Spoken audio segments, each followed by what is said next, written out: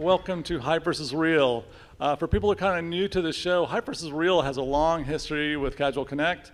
It was one of my favorite styles of panel way back in the day when Casual Connect first started out in Amsterdam back in the mid-2000s. So I was excited to let me bring it back, because I think it's a fun way to present information, a fun way to engage with the panel, and what an amazing panel I have.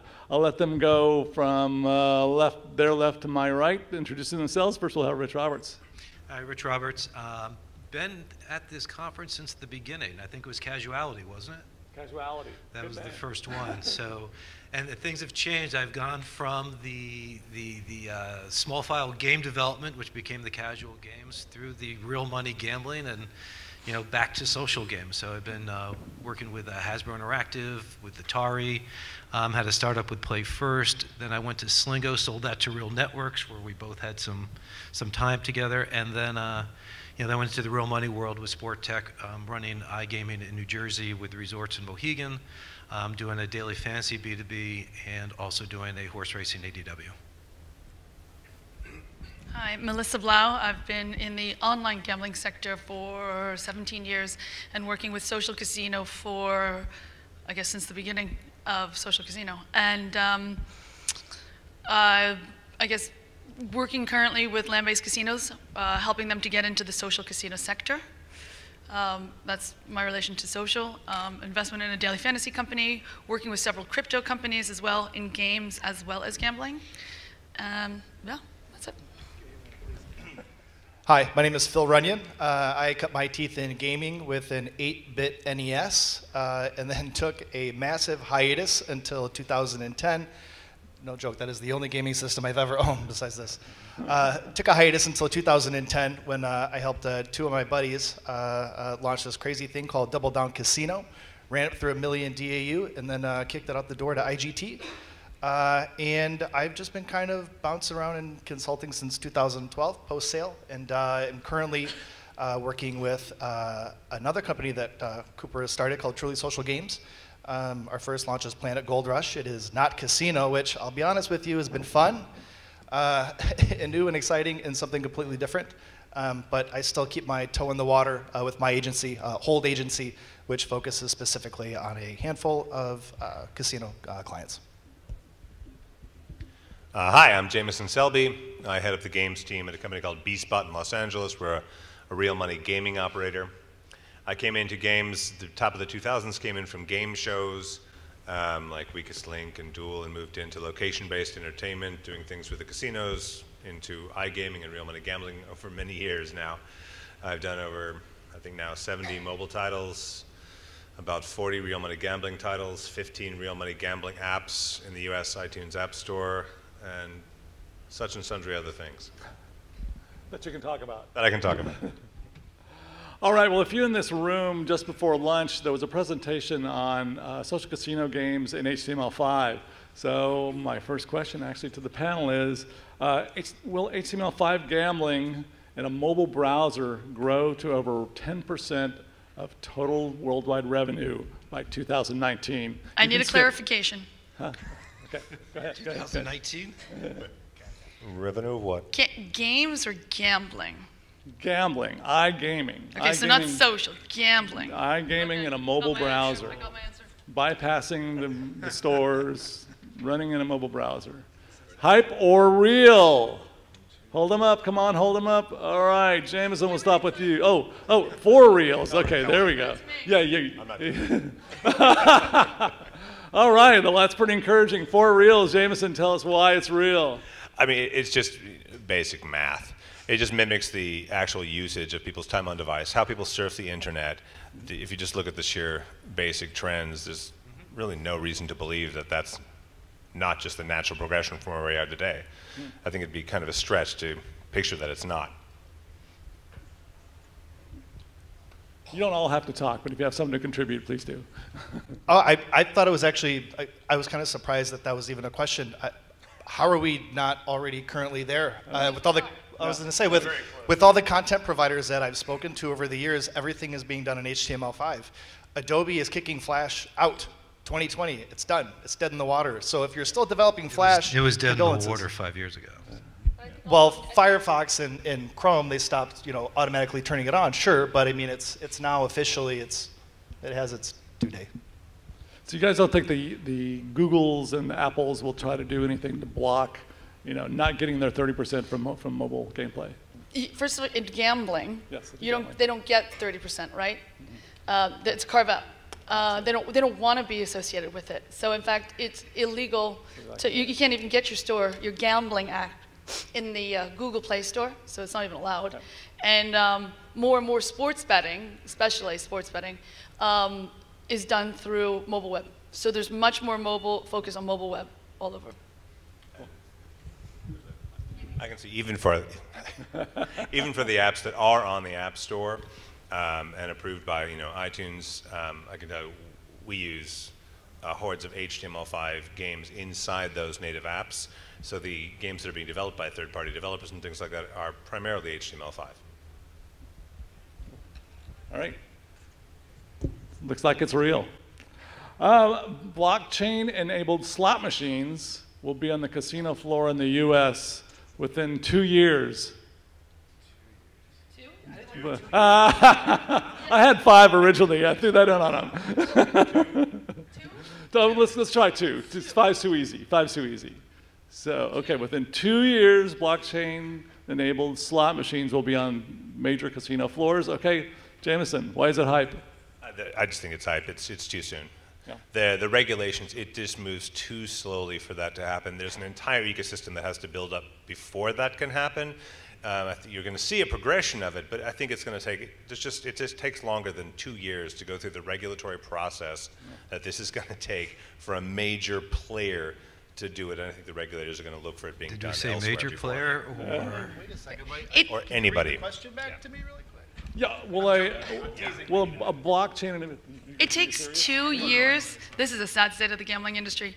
It takes 2 years to get a slot machine from a regular one, from inception to the floor. Yeah. So put a blockchain component into it. 10 years. Okay, gonna happen.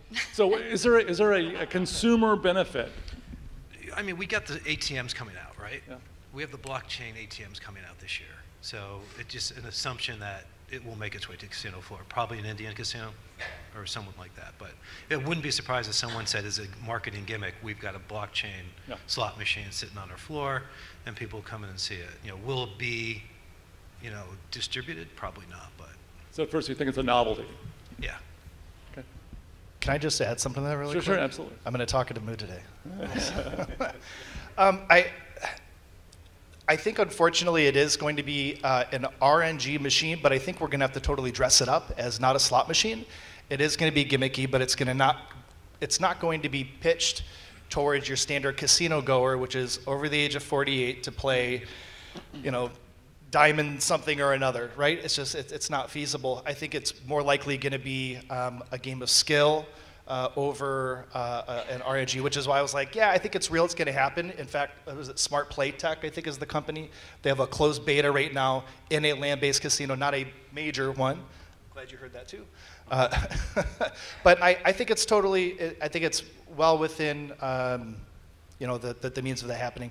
Again, if it's a slot game, I think it's going to have to be dressed up to be something else, so it doesn't look or feel like a slot game. Okay, cool. All right, lots of ICO talk going on right now. The world is on fire. It's 1999, and no one knows when 2000 will come. A widely accepted gambling cryptocurrency will break out and reach top 50 crypto status this year. We're almost there. I am an advisor to Funfair, and we're 68. Woo! And as of last week, we were 19 cents a share, trading at 800 million. This week's been a little brutal, but hopefully we'll get back there soon. So is Funfair only available at the Funfair casinos, or is it available at other places? So think of Funfair more as a B2B play, like play tech for crypto. But they're building crypto-based games, not just using the blockchain for a ledger, right? So it's a little bit of a longer haul. And they've had to do things like create something called a fate channel because of the latency of dealing with the slot machine and the blockchain. So it's still work in progress, but they're much further along than anyone else.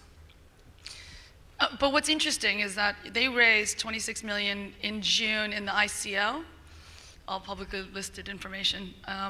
But what's the fascinating part is that the strategy has somewhat changed because the money was given to them in Ethereum and Bitcoin, which is now not $26 million. Yeah, with a lot more now. Sort of change the strategy. Anything else to add? I was going to say, with the amount of players that are moving into the space, also with things coming up that could really, really rock the boat, such as PASPA, that could really change the market quite rapidly for the utility of a very low-fee gambling cryptocurrency. For instance, that could be used for sports betting on a mass scale, or even theoretically could be within several years. Then I think you definitely have the potential to see several players trying to chase funfair. Looks like I got a hype here. So I don't know if you guys are on this panel have been participating in California's new recreational laws, but I said it. I think there's just too much. There's too much fanfare on it. There's too many ways to manipulate the system. There are too many of these ICOs that are not doing it in a legitimate fashion. They're citing crowdsource or crowdfunding rules. The SEC is breathing down the neck of anybody in the States who's even trying to crack into this, let alone participate. You have Coinbase now is being told by the IRS, hey, we need to know who exactly is transacting here at certain levels. All this is going to hit regulation, and everybody is going to, their jaws are going to drop. It's going to hit the floor, and with it, so will the prices of these. Regulation's going to happen. Anonymity is done. God rest the king. Right. The king is dead. What we have on that too is, majority of the tokens, 95% have been utility tokens. So there's others, and I've got one coming out called iCash, which is a security token. So if you go down a legitimate road and do it the right way, the appeal of these tokens is great. And the opportunity for one of these to break into the top 20 based upon the opportunity of whether it's sports betting or gambling is there. That's where, if you look at Bodog or Bovada, they're sitting on more cryptocurrency probably than most people because that's what they're accepting. So the opportunity is there. It's also because Calvin is a big Bitcoin Cash guy. That's true too. All right, sticking with the theme of cryptocurrency. Cryptocurrency will be the dominant currency used in online gambling within 5 years. Wow, 4 hypes. So am I just off on the number of years? Comment, please. I just don't think the regulators will be able to get there. Yeah. And I just don't think it's going to get there. Yet the ICO that you're working on is a cryptocurrency used for gambling. They're one. I don't think that it's the dominant part, right? People are still going to want to play on Bet365, and I don't see Bet365 getting there anytime soon. That basically everybody's comment is the regulation issues. And even with well, we're getting into the PASPA discussion later, but even with that, it's going to be tough. Yeah, I think it's not the utility of it. It's, you said dominant worldwide, and the regulation that's going to go behind that. I think we're a long way away from that. There's a tidal wave of regulators getting involved in this way before that happens. I think the only way that they can make major inroads is, and you sent the question before, but then you took it out, which had something to do with the Dragon ICO in Macau, and interesting because that's an interesting way to move money in and out of Macau, which is a very sticky situation on being able to do that. If people start then holding Dragon coins when they go to Macau and then leave with Dragon coins, and then they start gambling online in Asia with gambling coins, I could see that being a very dominant way to gamble there. But I think you'd need something as sticky as Macau and the way the money moves over there to get it into the hands of enough people. So in regulated markets could be tough, and unregulated markets it might be more successful. Yeah, but it will be a significant player in 5 years. There will be a significant amount of money being wagered. It won't be the dominant, but it will. If it approaches 40%, I wouldn't be surprised. Here's a softball one for you. Bitcoin crypto ATMs will be on the floor in major land-based casinos within 2 years. Major land-based Major So land-based what's the casinos. definition of major land-based casino? Yeah, on the large casino on the Strip. So a Caesar level of a Caesar's Bellagio. That thing. Wow. A big tribe?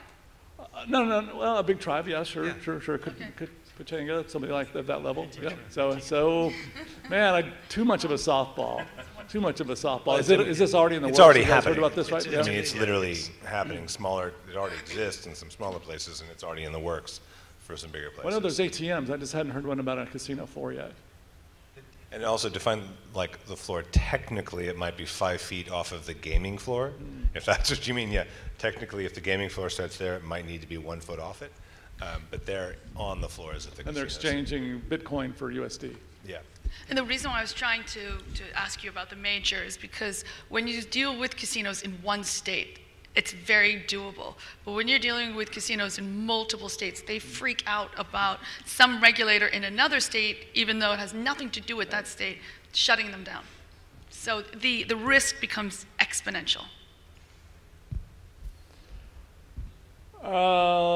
Here's a crazy one. Visa MasterCard will join the cryptocurrency bandwagon this year. So when will Visa MasterCard get religion about cryptocurrency?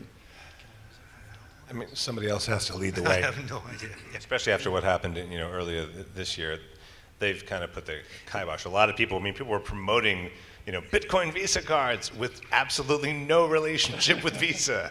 They were literally making cards with Visa logos on them that had no relationship to Visa. I think it's going to be a little while. They're going to need someone else to lead the way before they do it. It's really about the price fluctuation. They can't take the risk.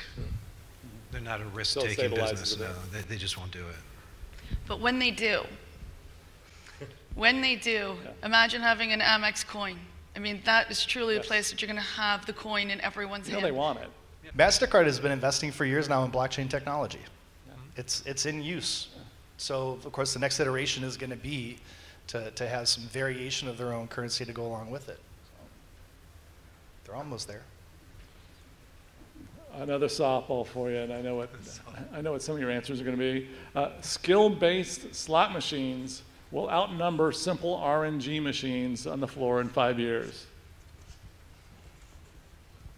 Wow. Too easy. Okay. When will they ever? Never. Never happen. So what's wrong with skill-based slot machines? What? Real skill-based game. Yeah. I think there's a half a dozen of us in this room that would take the casino for everything they've got. Yeah. Period. If it's a true skill-based game. It's just too hard to balance the odds. If you're basically taking the Pac-Man game, the old arcade machines, and stick them on the floor and saying, put $5 in and you could win X. Well, they've got so I mean, if you look at some of the skill-based games that were released just last year that were showcased, right? So you said Pac-Man. I thought it was the game you're referring to, where you've got multiple people who are on this machine and you're competing. You're competing. Yeah. Right. So I guess it's PvP, but I mean, it's a game of skill and innovating and. I don't know, trying to figure out the algorithm, how the ghosts are running around. So from that perspective, a head-to-head, but it's not going to be dominant by any means. Oh, absolutely not. There will be a couple for show, but I'm talking about a true skill-based you against the machine. Oh, yeah, no. I mean, I think both of those will still be well under 50%. I've seen the blackjack one that's floating around where you hang out with a bunch of people around a table and a different number pops up and you have to make the variation of the, oh, that's my card, no, that's your card. Nobody plays it. I've seen it in Vegas. I walked past it. Like, I camped and waited for somebody to come on by. I didn't want to be the first one to be like, hey, somebody want to play? But nobody did. People walked by it. They're like, that's neat. It's going to take a while before we get there, I think. I do think that they have their place in the mix on the floor, but dominant. You're talking about an industry that's dependent on slot revenue, and I don't see them innovating that fast.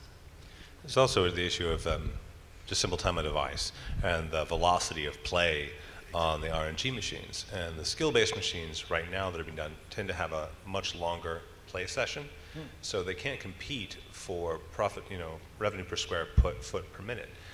So they have to find other ways to use them. What's the goal of using them? How to use them? Also, still working out the design issues. I mean, there's some companies are doing huge amounts of work now designing new types of game.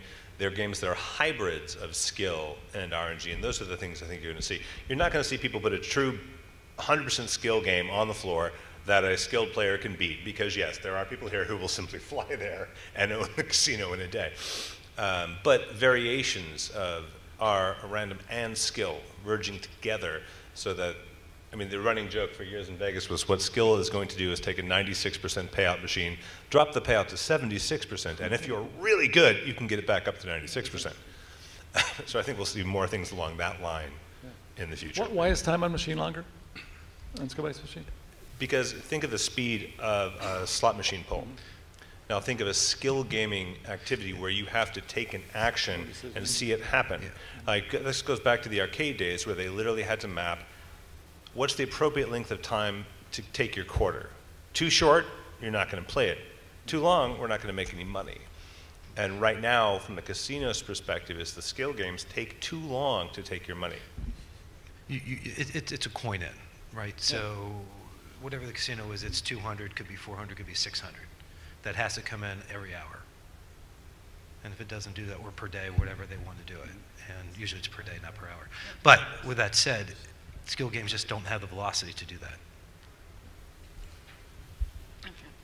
All right, VR, AR, this is a big category, a lot of difference there, will generate meaningful revenue to land-based casinos within 5 years, and I set the meaningful to be around 5% of the gambling floor take.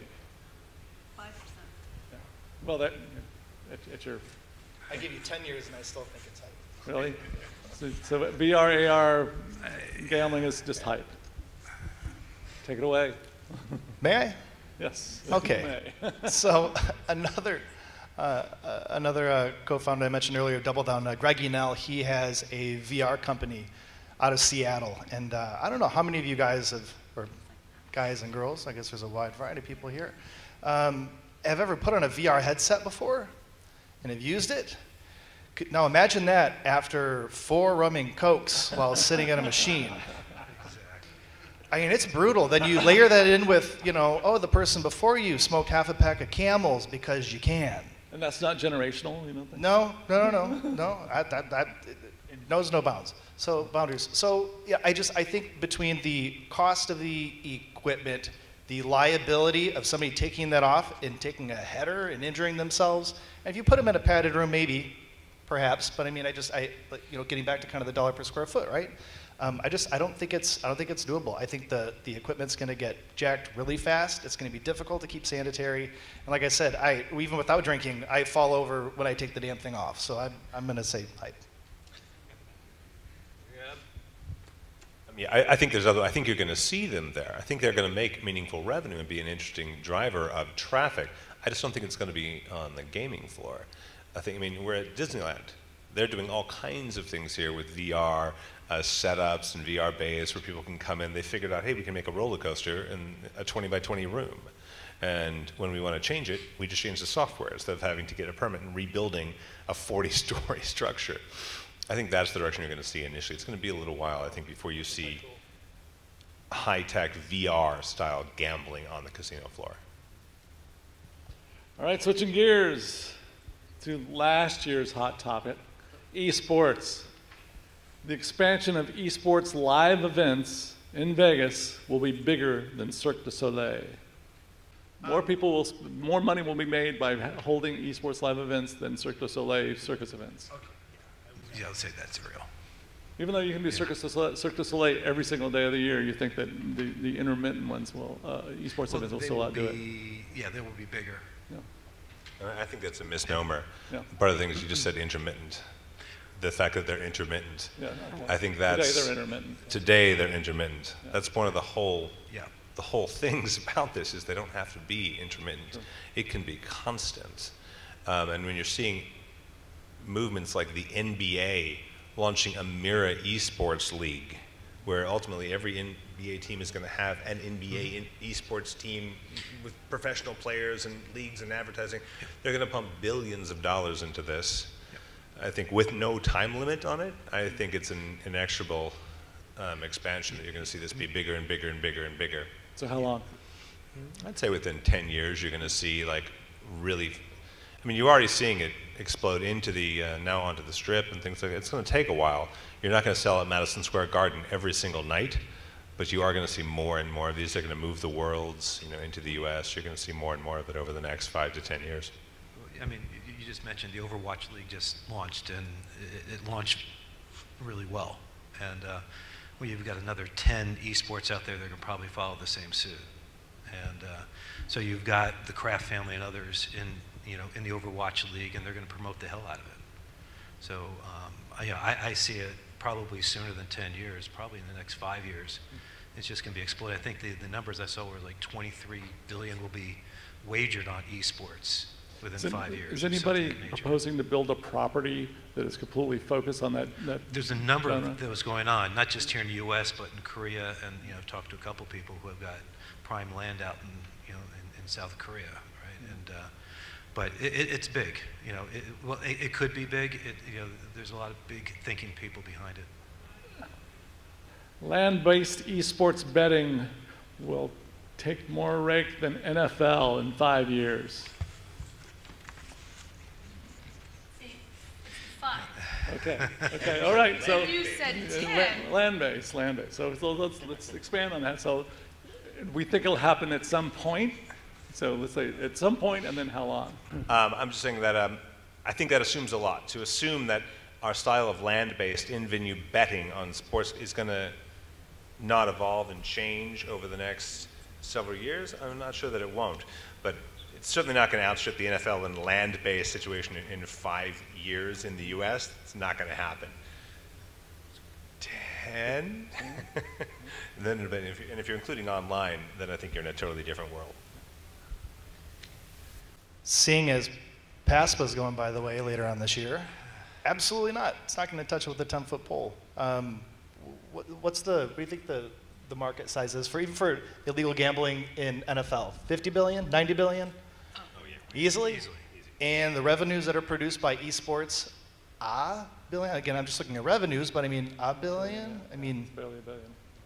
that's a large way to go, especially again, with the way how things are looking right now, with how the justices suggested in arguments at the end of last year, which I won't go into any further because I feel we might. I changed this one a bit just to sort of make it more interesting.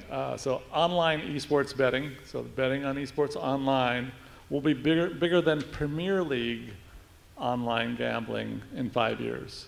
Just Premier League. Just Premier League.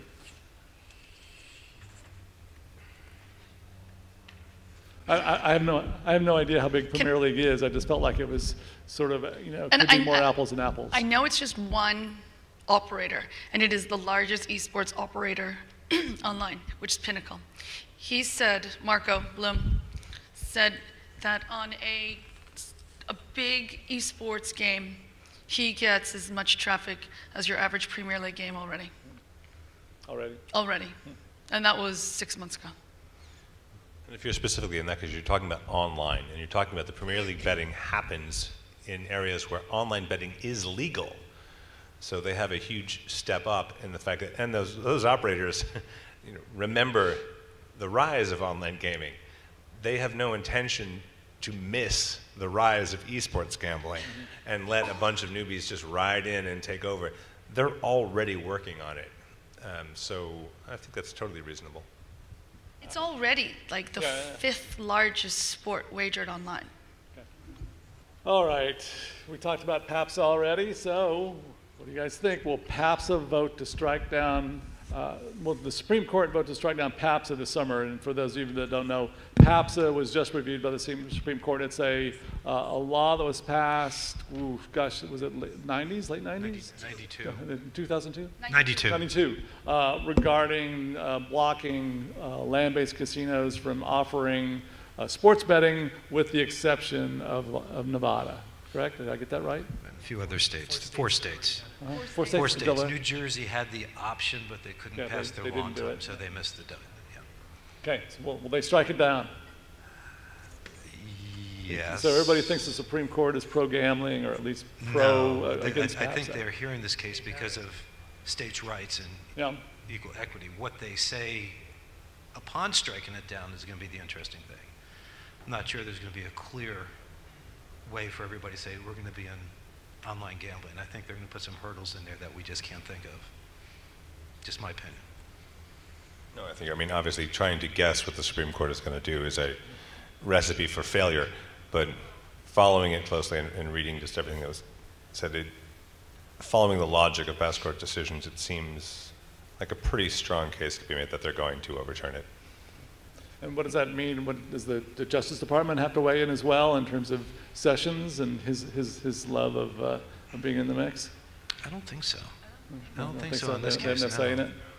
I think it really could come down to the Supreme Court will ask Congress to pass some sort of base law like the Horse Racing Act, so that there's a clarity across all states. That would need to happen so that there's not 50 different jurisdictions with different laws in the United States. Otherwise, it'll be a mess, like daily fantasy. All right, well, change this question slightly. What percentage, when PASPA falls, within 2 years, what percentage of states in the United States will have regulation in place for land-based sports betting? What percentage? You're asking What us percentage? percentage? Okay, You asked 30% in 2 years? Oh, there are 18 bills already waiting for PASPA to be ready to go. So yeah, I kind of think that's not. I think if you as and one of the things you said, will like half the states do it? I don't think we're going to see 26 states in 2 years, but I think we'll get close. And I think, I mean, Rich mentioned the hurdles that are going to come up over the next 2 years of trying to figure it out. The regulation, what are the feds going to do, all of that kind of stuff. But you know, it's already happening. They're getting ready in anticipation of it being overturned. Does this break down anyway across red state, blue state, or how's it break down? Who needs the cash? The brokest states offer sports betting? Look, like anything else, it's all about the money, right? The NFL would allow it. They would be for it if they got a percentage of every wager that came in. So they're just waiting until they can get a piece of the revenues. What was it, Indiana, that just had the integrity tax? A 1% of the handle for an integrity tax to pay the leagues? Seriously? I mean, come on. I mean, I guess if we're worried about integrity, we wouldn't have the commissioner of football, right? I mean, you know, there's, you know, pot calling the kettle black, but no, seriously, I think 15 is probably about right in the first 2 years. You know, based upon Connecticut, New York, Pennsylvania, New Jersey. I think that's probably Indiana. Yeah, I think about 15 is probably be about right, as long as they have the clarity that they can go do it. All right, sticking with sports for a little bit. DraftKings or FanDuel will figure out a model that works and become a profitable business. Oh, good. Oh, well, Philip's going to save the day and tell us why that's not going to happen. They already have. They just cut out all their marketing. You didn't say how long they're going to stay profitable. You just said, will they be profitable? The answer is maybe for a year, but yes, they are. You know, it's funny, after I wrote these questions, I read that they got some big, huge 100,000 square foot office and they're hiring hundreds of people. And like, how? I don't get it. I thought they were out of cash. FanDuel just let go of like 9% of it. Exactly. That's why they're profitable right now. Not sustainable. True. But that wasn't well, they figure out a business that works. Let's put it that way. No. So you think DFS is not a sustainable business? So here in the States, so there's a couple different things, right? So here in the States, no, I don't believe so. But I think internationally, there are a lot of markets that are completely untapped. When you look at Asia as a whole, so you take India and you take games like cricket. Cricket is massive. You don't have $250 a head to acquire a paying customer in India. And guess what? Cricket is bigger than all of our sports combined as far as a user base. So while I do believe that, you know, fantasy sports can exist, it's not going to be in our small view of NBA, NFL, and NHL. It's not feasible. It's too expensive to do it. It's a headache, as every state is now saying, no, we don't want this, so we want our tax dollars from it. PAPS is going to go, and then that's going to basically end it pretty much for fantasy here. I think we'll find new ways to do fantasy here. You know, I think in-game is a really interesting way to do that. I think there are a lot of opportunities, but it's fantasy as a whole. I don't think is from that company. I should say now. Yeah. Well, I think the fantasy as it stands today, I think, is a very difficult model, especially if it gets regulated in text, for sure. But they are sitting on tremendous databases And if PASPA gets repealed and 30% of those states do regulate, legislate, and push forward, I don't see anyone in a better position than them to take advantage of that. I mean, they've already said that's exactly what they plan on doing. It's already said that they're going to try and move to a sports betting model. I don't think their existing model, obviously, is going to be profitable. But the other thing is they've built, for better or worse, an incredibly powerful brand name. People know the name DraftKings. So one way or another, with a completely different, I don't know about that one, actually. I'm speaking specifically about DraftKings. One way or another, with a different incarnation of the company, so that brand name and a model behind it will exist because it's too profitable and there's too many players who are associated with it. It may look totally different with different people, but it'll still be around. I don't know if there's going to be enough states that are going to allow it online in the first 2 years. In the casino, in the racetracks, the lottery, that's fine. But I don't think there's going to be enough states where they're going to be able to handle, have enough handle to make it profitable for themselves. I think that's going to be the biggest issue for them. And I think there's other bigger brand names that will come in here with better talent. You know, you've got SB Tech, you've got William Hill, you've got, you know, Betfair, you've got a whole bunch of other companies out there that the marketing dollars they're going to need to prove themselves are probably going to outweigh anything that they can do. But okay, two things. One, we're going to assume that the Nevada model is applied to the states that legalize sports wagering, meaning in Nevada you can use your phone to make a telephone wager. If it's a smartphone, it can be through an app, right? And that's allowed. So I don't know if you call that online. I don't know that if you call that an extension of your land-based casino, but it's the ability to use your smartphone through an app to make a telephone wager. So let's start with that.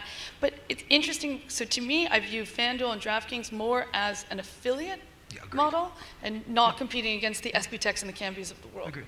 They'll probably go out for their database. Yeah, that's what I mean. Yeah. As an affiliate. Absolutely.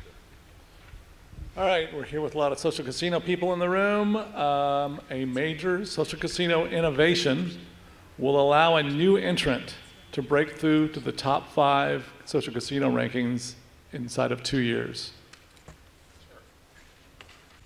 Top 5. We think there's innovation left in social casino that'll let somebody challenge a top 5. Top 5 in 2 years, not top 2 in 5 years. Not top 2 in 5 years, no. Okay, then okay. So that doesn't sound hard to you guys. It's not easy. Yeah. Right, but I think you know, being at Slingo, I think the group that can you know, find that community model that Slingo had done back 20 years ago, and then we repeated about 5-6 years ago. I think that's where you can make that jump. Someone who can get that community in and have some level of, I wouldn't call it competitive play, but community play. If they can crack that, absolutely. Huge Games just kind of popped up out of nowhere. I don't know if anybody's familiar with these guys. If there's any of you in here, raise your hand. Yeah, there we go. That's why you've been nodding at me. He's like, say Huge Games, say Huge Games. Just like out of the blue. And it was like, who are these guys with the sweet creative on Facebook? I mean, and you guys really did force us to have to kind of step up our game across the board, right? But there's absolutely no reason. I'm glad you bring up Slingo because I've also marketed Slingo. And I know what those revenues look like. I know those game mechanics. And you're absolutely right. There's absolutely no reason why a product, Slingo in whatever iteration, but utilizing those game mechanics, skinned for the appropriate demographic, could blow it out of the water. There's absolutely no reason why that can't happen. 2 years in casino is forever. It may as well be 10. I mean, if you can just also just look back historically, double down. I mean, look at, you know, things have changed a lot, but it's really impossible to predict what's going to happen lockstep over the next 2 years. Changes in tech, changes in business models, PASPA, all kinds of different things are going to happen. There's completely room for people to try and catch up to these guys to Huge, and you know, somebody could come out of left field. And it's almost guaranteed to happen. All right, last question. Then we'll go to Q&A. What is this? Oh, the combination of Big Fish Casino and Aristocrat will continue to roll up studios and be bigger than Playtika.